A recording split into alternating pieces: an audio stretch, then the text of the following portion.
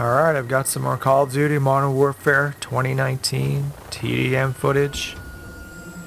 This is 10v10 on the Euphrates bridge map. Now, the Euphrates in the Euphrates bridge name refers to the Euphrates River, which is a historic one. It's like the cradle of civilization, if I recall correctly. And I've seen a YouTube video in which, like, the creator said this bridge is basically the same bridge that's in one of the earlier levels in the Modern Warfare 2 campaign. So you could hear my teammate bitching about getting killed from this spot, but I get 2 quick kills. And as you'll see, I'll get another one very soon.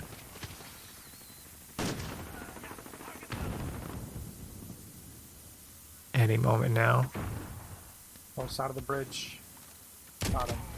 There it is. So I called out the position. Are they on the bridge? Are they first level, second level, what? My teammate's kind of quizzing me, and I was like, I got him. Because I got him like immediately after I called it out. So he probably didn't hear me say, well, obviously he didn't hear me say that I got him. But going back to the Euphrates Bridge and Modern Warfare 2, it's it's kind of inspired by that mission, that layout. Obviously the areas around the bridge are different.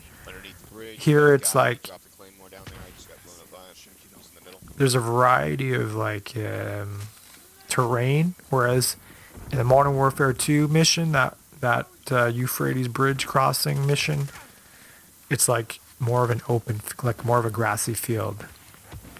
Now, I didn't realize it at the time when I first played the game, but years later I realized that that whole area was like totally inspired by the miniseries called Generation Kill.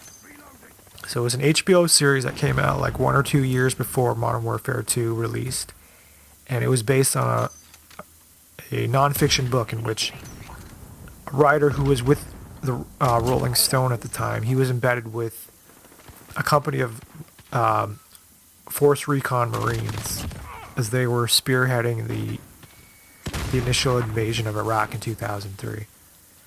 So everything about that mission, the look, just if you watch the first episode of Generation Kill and then go back and play Modern Warfare 2, the campaign, you'll see what I'm talking about. So I'm doing work from this spot on the north side of the bridge.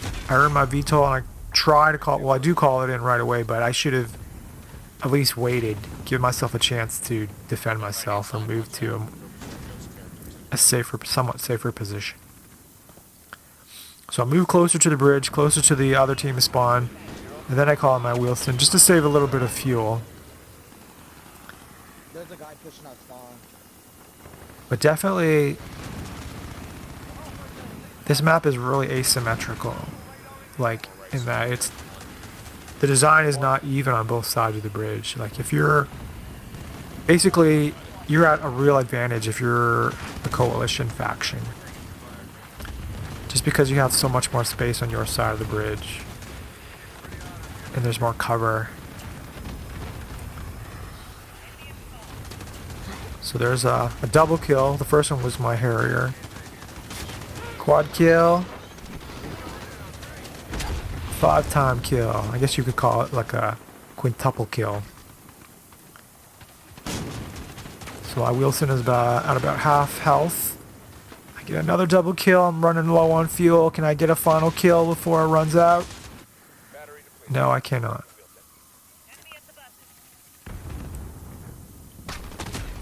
So I could have had a kill right there. So I don't know if you heard me, but I called out the fact that an opposing player was crossing under the bridge on the north side. That's important information that you want to relay to your teammates, because especially in this type of map, if like somebody sneaks into your spawn, they can cause a lot of damage.